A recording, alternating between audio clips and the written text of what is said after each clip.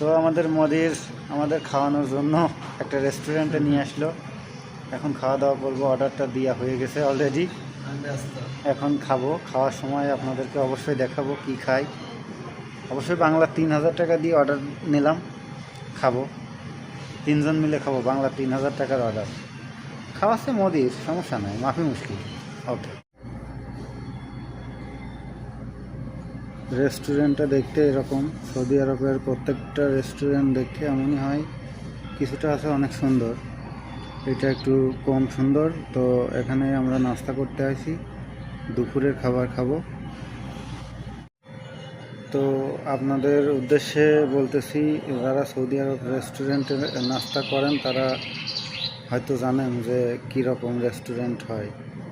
তো আমরা একটা ছোটোখাটো রেস্টুরেন্টে আইসি এবং আমাদের কোম্পানি থেকে দুপুরের